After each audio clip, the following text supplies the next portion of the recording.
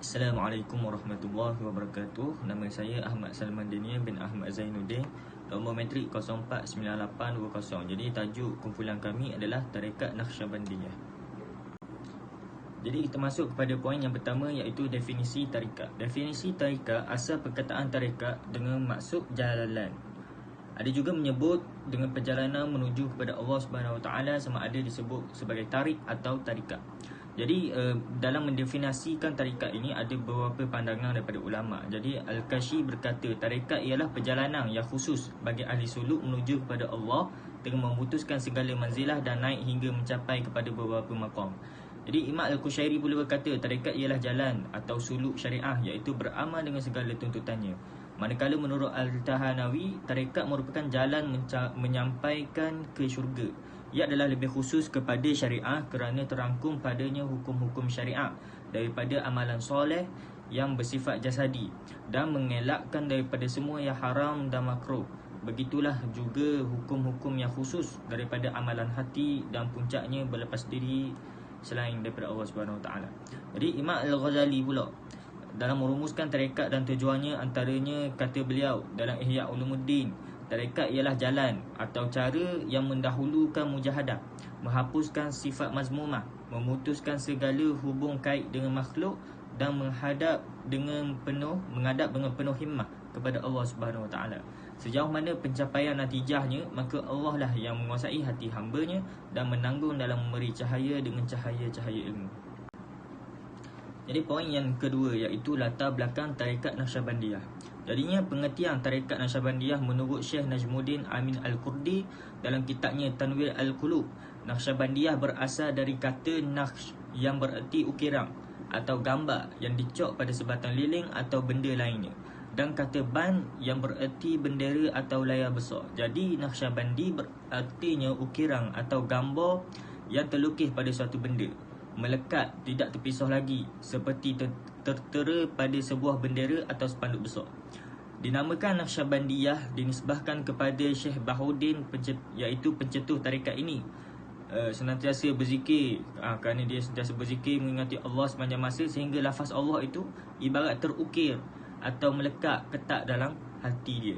Jadi tarekat Naqsyabandiyah ini asal mulanya diasaskan oleh Muhammad bin Bahauddin Al-Uwaisi Al-Bukhari. Jadi tarekat Naqsyabandiyah ini berhubungan langsung kepada Nabi Muhammad SAW sebagaimana diterangkan dalam silsilah oleh Muhammad Amin Al-Qurdi dalam kitabnya Tanwirul Qulub.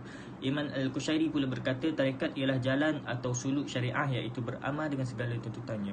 Jadinya tarekat Naqsyabandiyah ini bersambung sanak sehingga kepada Nabi Muhammad SAW. Jadi tarekat Naqsyabandiyah ini memiliki kedudukannya istimewa kerana berasal dari Abu Bakar, dan mengenai diri Abu Bakar, Nabi Muhammad SAW pernah bersabda, tidak ada sesuatu pun yang dicurahkan Allah dalam dadaku melainkan aku mencurahkannya kembali ke dalam dada Abu Bakar. Jadi tarekat Naqsyabandiyah ini memiliki ciri yang menonjol, iaitu mengikuti syariat secara ketat, keseriusan dalam beribadah dan lebih menyukai berzikir dalam hati. Jadi kita teruskan kepada poin yang seterusnya, iaitu senarai Tok Guru. Jadi tarekat Naqsyabandi diasaskan oleh Syekh Bahauddin Al-Bukhara yang lebih dikenali dengan Bahauddin Muhammad bin Muhammad Al-Syarif Hasani Al-Husaini Al-Uwaisi Al-Bukhara, iaitu dengan panggilan Syekh Naqsyaband. Jadinya walaupun dapat dilihat bahawa pengasas kepada tarekat dinisbahkan kepada Muhammad bin Bahauddin, tetapi hakikatnya tarekat Naqsyabandiyah ini bersusul galuh kepada Nabi Muhammad SAW. Makna katanya daripada Rasulullah dulu, kemudian kepada Sayyidina Abu Bakar radhiyallahu anhu, dan dahulunya tidak digelar sebagai Naqsyabandiyah tapi digelar sebagai Siddiqiyah, kerana Abu Bakar menduduki tempat pertama dalam susul galuhnya sesudah Rasulullah SAW dan merupakan pengganti kepada Rasulullah SAW. Tetapi hakikatnya ilmu itu semua bersanak bertemu sehingga ke Rasulullah SAW, dan Muhammad bin Bahauddin merupakan pelopor utamanya. Sebab itulah sehingga ia dinisbahkan pada beliau. Sebab itu dinisbahkan kepada dia, sebab dia pelopor utama. Jikalau dilihat dari sejarah perkembangannya, tarekat ini bukan bermula dengan nama Naqsyabandi, tapi seperti mana yang berikut, yang mana mula daripada Nabi Muhammad SAW, Sayyidina Abu Bakar, lepas tu Salman Al-Farisi, dan kemudian Sayyidina Qasim Al-Iman Ja'far As-Siddiq, Syekh Abu Yazid Taifur, dan kemudian Abu Hasan Ali, Abu Ali Fadal, Abu Yaqub, dan kemudiannya sampailah kepada Al-Iman Tarikah, iaitu Syekh Bahauddin bin Muhammad Al-Sharif Al-Husaini Al-Uwaisi Al-Bukhari. Jadi itu saja daripada saya. Teruskan kepada sahabat saya pula pada poin seterusnya. Assalamualaikum warahmatullahi taala wabarakatuh. Nama saya Muhammad Najib bin Yasin, nombor matrik 050053, dan insya-Allah pada hari ini saya akan sambung pembentangan seterusnya, iaitu amalan-amalan dalam tarekat Naqsyabandiyah. Yang pertama, bai'ah, iaitu sesuatu ikatan ataupun janji setia yang mana dilakukan pada permulaan perhubungan seseorang murid dan seorang syekhnya bagi mengikuti jalan kerohanian dan mencari keredaan Allah Subhanahu wa taala. Bai'ah juga bertujuan menyatakan bahawa kesanggupan dan kesetiaannya terhadap bakal syekhnya dalam mentaati ajaran dan perintahnya yang diberikan oleh syekh. Okey, seterusnya iaitu talqin. Talqin adalah bermaksud peringatan dan juga pengajaran seseorang syekh kepada muridnya. Seperti mana telah berkata Sayyidina Ali, "Wahai Rasulullah, tunjukkanlah kepadaku jalan yang paling hampir kepada Allah, yang paling mudah bagi hamba-hambanya dan paling afdal di sisi Allah." Lalu Rasulullah sallallahu alaihi wasallam menjawab, "Wahai Ali, sentiasalah berzikir kepada Allah secara sir atau secara kuat." Jawab Ali, "Setiap orang berzikir, wahai Rasulullah. Sesungguhnya aku mahu supaya engkau memberikan pengkhususan padaku tentang sesuatu. Jawab Rasulullah, "Kemari, wahai Ali. Wahai Ali, sesungguhnya yang paling afdal yang aku katakan dan nabi-nabi sebelumku adalah kalimah la ilaha illallah. La ilaha illallah. Sekiranya langit 7 lapis dan bumi 7 lapis berdoa pada sebelah neraca, dan kalimah la ilaha illallah berada di sebelah neraca, nescaya kalimah la ilaha illallah itu lebih berat lagi. Wahai Ali, tidak berlaku kiamat selagi di atas muka bumi ini masih ada lagi orang yang menyebut kalimah Allah." Dan kemudiannya Sayyidina Ali meminta talqin dari Rasulullah sallallahu alaihi wasallam. "Bagaimana cara berzikir, wahai Rasulullah?" Jawab baginda, "Pejamkanlah kedua matamu dan dengarlah daripadaku 3 kali. Kemudian katakanlah la ilaha illallah 3 kali." Dan aku mendengar lalu Rasulullah mengucapkan 3 kali dalam keadaan memejamkan matanya serta meninggikan suara, dan Ali mendengar. Kemudian Ali berkata, "La ilaha illallah" 3 kali dalam keadaan memejamkan matanya serta mengangkat suaranya.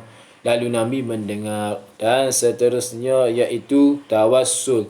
Tawassul adalah yang dimaksudkan secara istilah adalah permohonan kepada Allah dengan mengingatkan sesuatu perkara yang dikasihi atau diredai oleh Allah Subhanahu Wa Taala. Tawassul juga diartikan sebagai sesuatu yang telah dijanjikan oleh Allah sebagai sebab untuk menghampirkan diri kepada Allah dan sebagai jalan menyampaikan hajat kepada Allah Subhanahu Wa Taala. Yakni Rasulullah sallallahu alaihi wasallam menjelaskan bahawa jika meminta sesuatu, mintalah dengannya, tetapi hakikatnya yang memberikan atau mendatangkan sesuatu faedah ataupun mudarat itu adalah Allah Subhanahu Wa Taala. Okey, seterusnya adalah zikir. Zikir yang disebutkan adalah zikir zat, iaitu isim Allah pada hati atau secara sir, iaitu tanpa suara sebanyak 5,000 kali setiap hari. Zikir adalah amalan yang wajib yang dilalui oleh seseorang pengamal tarekat. Okey, zikir ini mestilah tidak putus. Ana kata setiap hari perlu berzikir dan cukup bilangannya.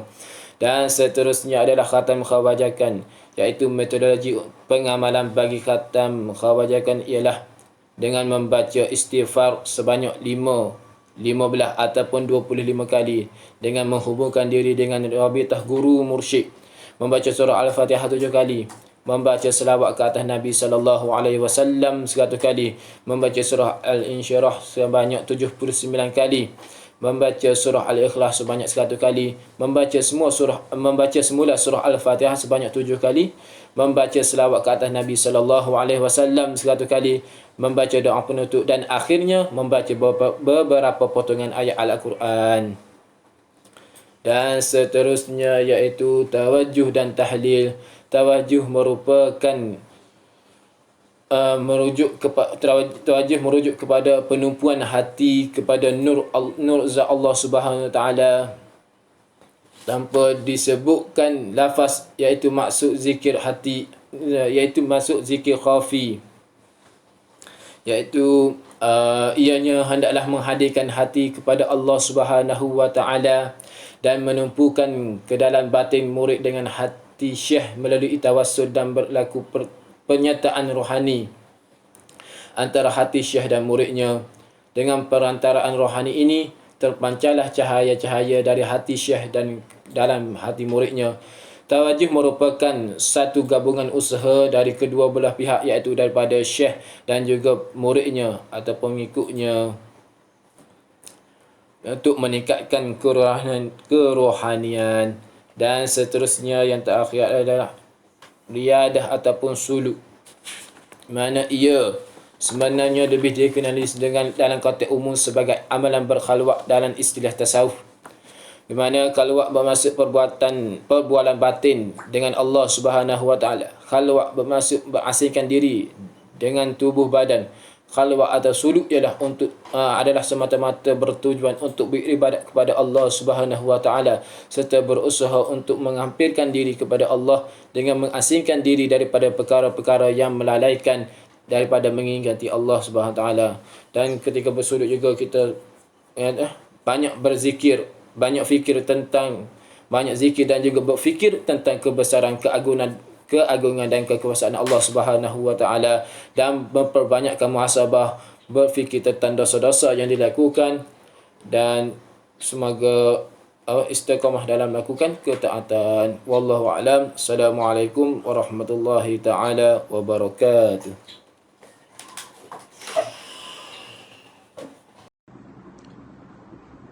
Assalamualaikum warahmatullahi wabarakatuh. Jadi diteruskan kepada responden yang kita tanya beberapa soalan. Jadi ini adalah kesimpulan daripada soalan-soalan yang ditanya. Jadi responden yang pertama iaitu Ustaz Wan Kamaruzaman bin Wan Rahman, iaitu berumur 49 tahun, berasal dari Kampung Au, Kuala Terengganu, tinggal di Membah Patoh, dianugerahkan 7 orang anak. Merupakan seorang guru di Sekolah Menengah Kebangsaan Ibrahim Fikri. Master dalam bidang usuluddin. Gurunya ialah Syekh Dr. Haji Jahid Siddiq. Jadi macam mana saya kenal ustaz ni? Saya kenal sebab dia ayah pada kawan saya. Jadi saya tanya beberapa soalan dan ini adalah salah satu kesimpulannya lah. Jadi apakah itu tarekat pada pandangan ustaz? Jadi tarekat ini, dia kata tarekat ini adalah sebagai satu cara atau jalan untuk kita mengenal Allah Subhanahu Wa Taala. Tarekat merupakan salah satu kaedah untuk seorang itu ingin menuju kepada Tuhan, dan kaedah itu telah disusun oleh para ulama tanpa melanggar batas-batas agama supaya tidak terpesong. Beliau juga turut menegaskan bahawa sekiranya individu ingin menuju kepada Allah Subhanahu Wa Taala dengan cara ini, maka hendaklah individu tersebut mengikut panduan orang yang ahlinya dalam jalan tarikat tersebut. Tarikat yang dalamnya terdapat beberapa amalan tertentu seperti zikir dan cara-cara mengamalkannya, dan yang telah disusun oleh ulama dengan tujuan untuk mendekatkan diri kepada Tuhan. Jadi penyebab atau perkara yang mendorong beliau ini untuk bertarikat adalah kerana ingin mengenal Allah Subhanahu Wa Taala. Jadi dia kata untuk mengenal Allah mesti ada orang yang bimbing kita dan tunjuk jalannya, dan jalan itu akan didapati melalui dengan bertarikat. Jadi dalam bertarikat katanya akan ada guru yang mursyid yang akan membimbing dan menunjukkan jalan untuk mengenali dan mendekati Allah Subhanahu Wa Taala. Perkara yang mendorong beliau untuk bertarikat ialah dapat menjaga diri beliau daripada melakukan perkara-perkara yang mengundang kemukaan Allah Subhanahu Wa Taala. Jadi tarikat yang diamalkan oleh beliau ialah tarikat Naqsyabandiyah Khalidiyah. Beliau menjelaskan bahawa pada awalnya dia bukan bertarikat Naqsyabandiyah. Pada awalnya yang diamalkan oleh beliau ialah tarekat Ahmadiyah. Setelah guru beliau dan tarekat tersebut meninggal dunia, beliau telah mengamalkan tarekat Naqsyabandiyah Khalidiyah selama lebih 22 tahun.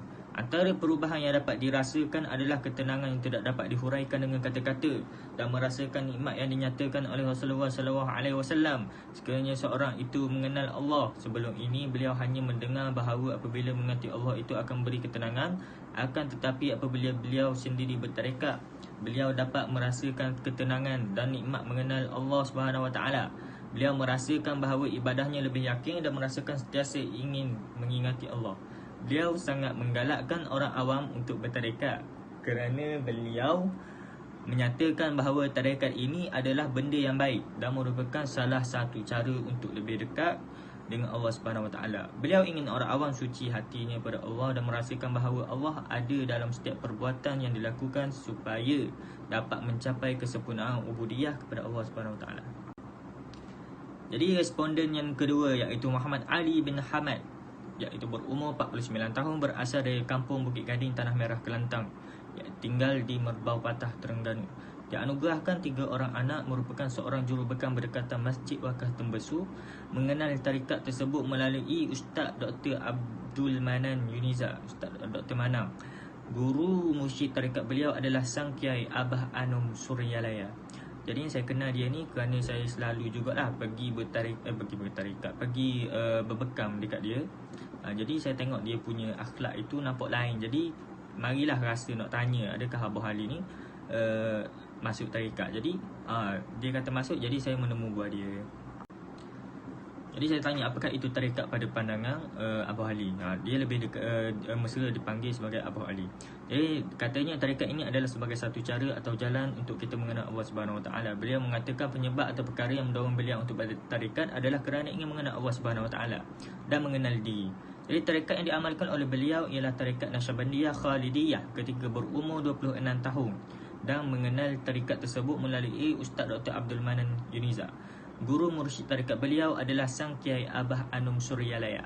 Beliau pada mulanya diperdengarkan suara rekod zikir dan tiba-tiba terasa tertarik dengan zikir tersebut.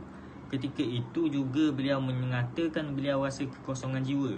Beliau juga masa tu sebelum diperdengarkan zikir tu beliau rasa kekosongan jiwa. Kemudian berjumpa dengan tarikat yang merupakan jalan untuk cucikan rohani. Beliau mengatakan bahawa beliau sangat selesa dan sesuai dengan rohani beliau untuk beramal dengan tarikat ini. Beliau mengatakan sebelum masuk tarikat beliau banyak lupa kepada Allah SWT dan masa berlalu begitu sahaja tanpa pengisian rohani.